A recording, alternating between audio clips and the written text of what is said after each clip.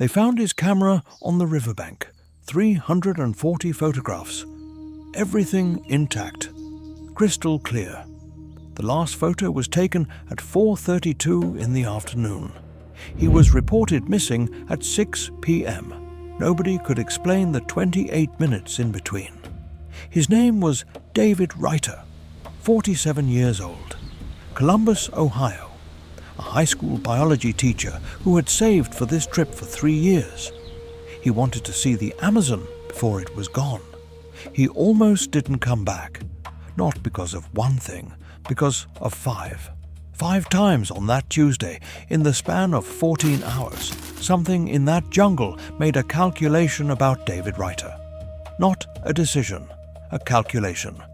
Cold, precise, biological. And 5 times, the math came out in his favor. He never knew.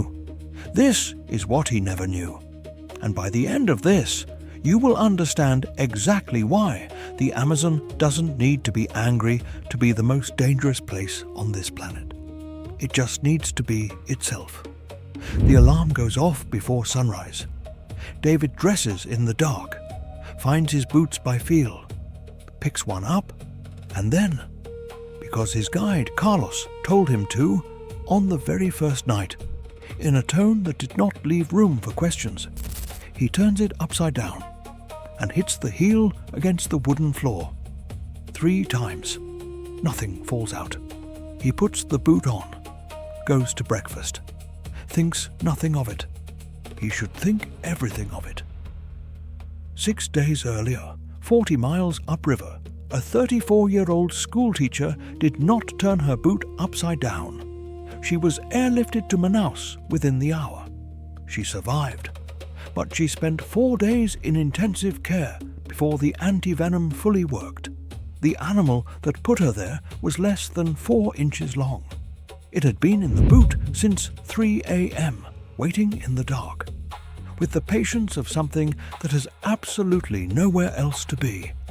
Phoneutria fera, the Brazilian wandering spider. I need you to understand something about this animal that most people get completely wrong.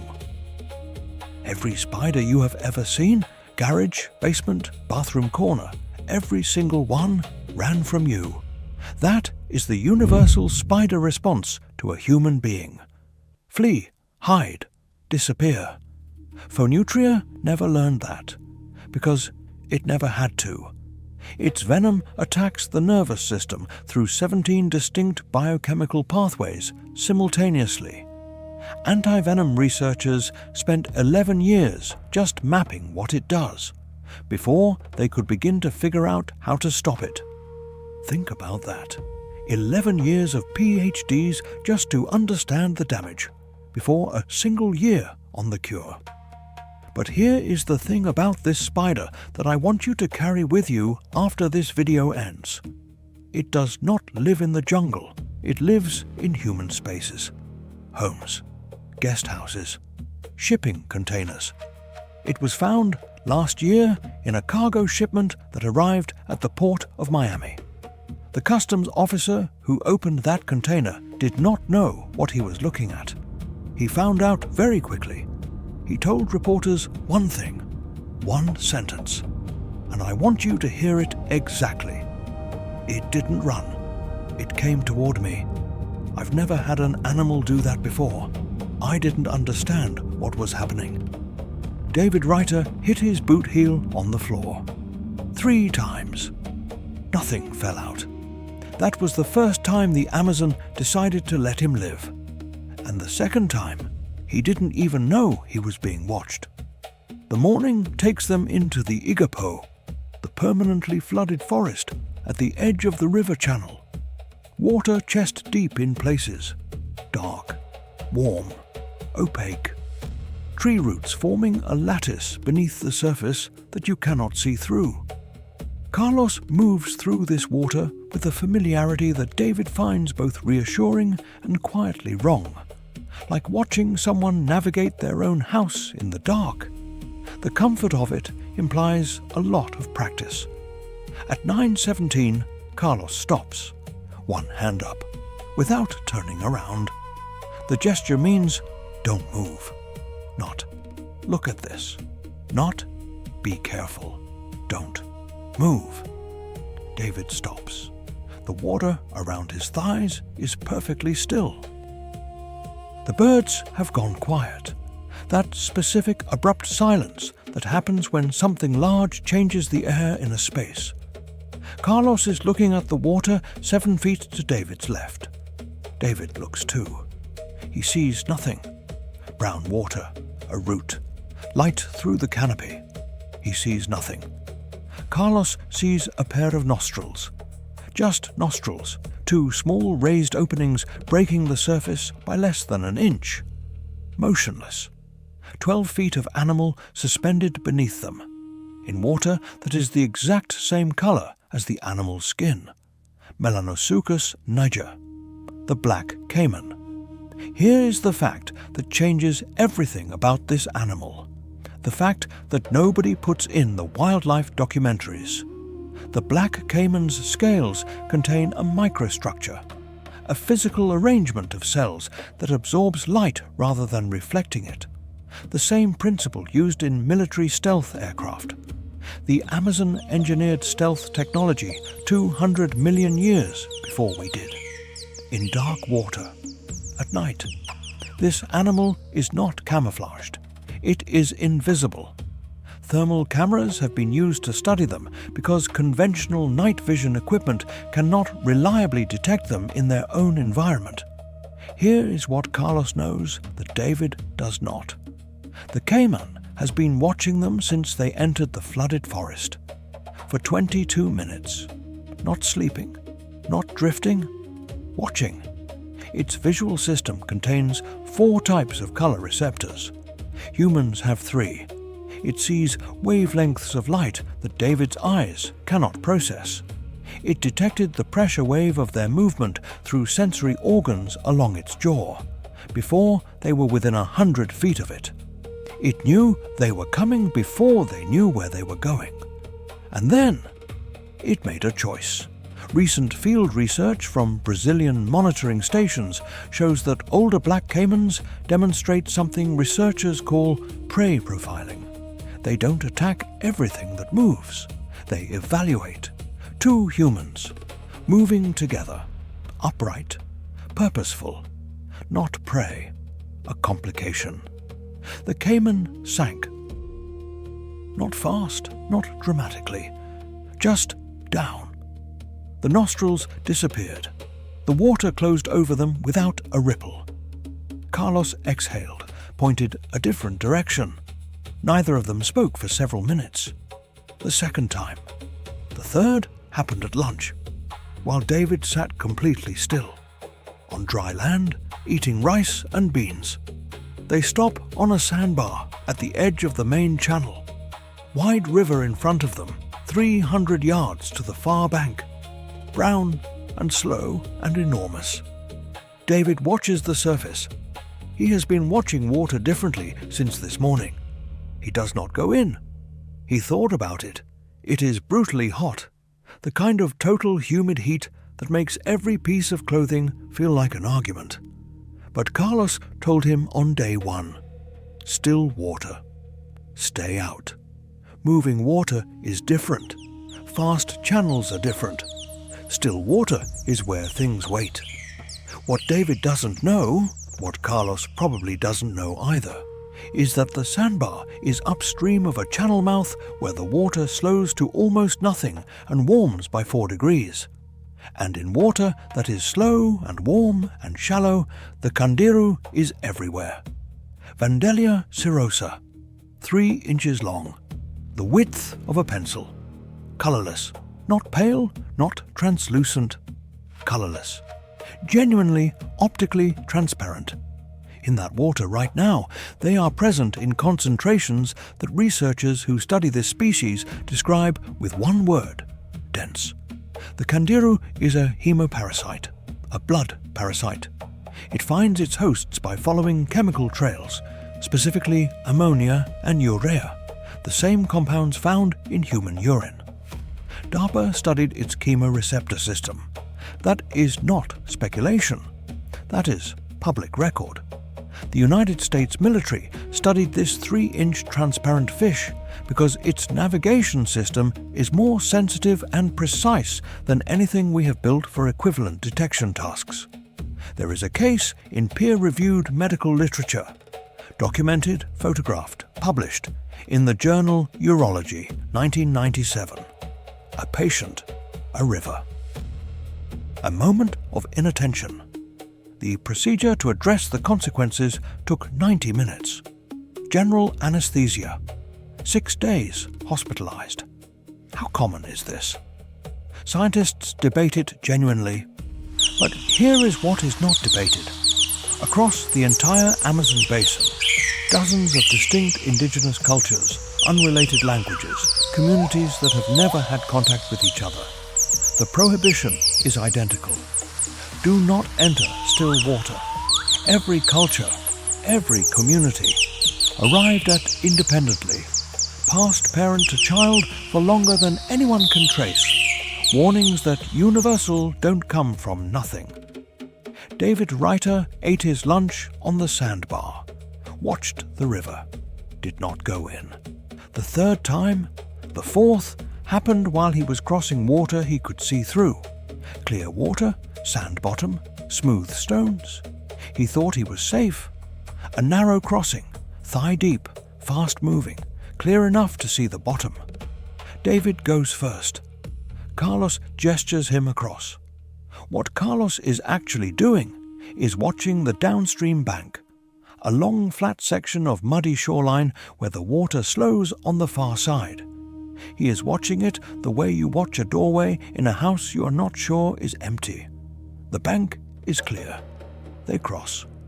What was on that bank 40 minutes earlier has moved into the channel 30 yards downstream. Eunectes murinus, the green anaconda. Female, approximately 17 feet. Researchers tracking her with a radio tag for 3 years call her F7 in their field notes. F7 has been in this channel system for 11 days, waiting for the capybara herds that cross here at dusk. She's not interested in David Reiter. And this is more unsettling than the alternative. She's not interested in him because he's not the right shape, not too dangerous, not too large, just not the shape she is waiting for. Here is what the field notes say about F7's hunting method, a detail published in a biomechanics journal 2 years ago that I have not seen in a single popular video about anacondas. She does not crush. She squeezes in rhythm with the heartbeat. Each time the prey's heart beats, each time the chest expands by the width of one breath, she tightens her coils by exactly that amount, taking back the space the heartbeat created. She's not stronger than the prey's muscles. She is stronger than the prey's heart. Cardiac arrest within 4 to 7 minutes. David got out on the far bank, adjusted his camera strap, followed Carlos into the trees. He did not look downstream. The fourth time. One more, the last one, the smallest one, the one that will stay with you longest. The night sounds of the Amazon are not frightening. This surprises David. Frogs and insects and birds and river, layered, loud, somehow not ominous at all. Just alive. More alive than anything he has heard before. Carlos sweeps his flashlight along the path, not for David's benefit, for his own. The beam catches something on a broad wet leaf, 3 feet from the path. Carlos stops. David looks. The size of a large grape, perfectly still. Colored the specific yellow of a freshly painted fire hydrant. Saturated. Vivid. Wrong. Like someone placed a jewel on the leaf as a warning. Don't touch, Carlos says. Not urgently. The way you tell a child not to touch a hot stove. Calm. Certain. The tone of someone who has explained this many times before. Philobates terribilis, the golden poison frog. 2 inches long. Weighs less than a sugar packet, carrying enough toxin to kill everyone on a school bus. Not theoretically. not potentially. Everyone.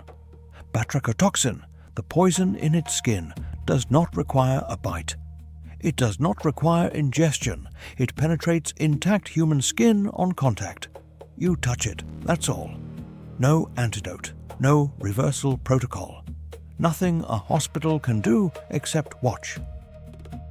And here is the thing that I have not been able to stop thinking about since I first learned it. Take that frog out of the Amazon. Put it in a terrarium. Feed it commercially raised crickets. Within 90 days, it is completely harmless. Not less dangerous. Harmless. Because the batrachotoxin comes from its diet, from specific beetles that eat specific plants, that grow in specific soil, that exists because of specific fungal networks that developed over millions of years in that specific valley, in that specific forest. The frog is not toxic. The Amazon is toxic. The frog is just the delivery system. Remove the frog from the ecosystem. It becomes a harmless yellow animal. Remove the ecosystem, and the frog ceases to exist at all. David took a photograph. The yellow is extraordinary, even in a picture. Then he followed Carlos back to the lodge. The 5th time. David is writing. He does this every night, has since his wife gave him a leather journal for his 45th birthday. She said, "Write down the things worth remembering."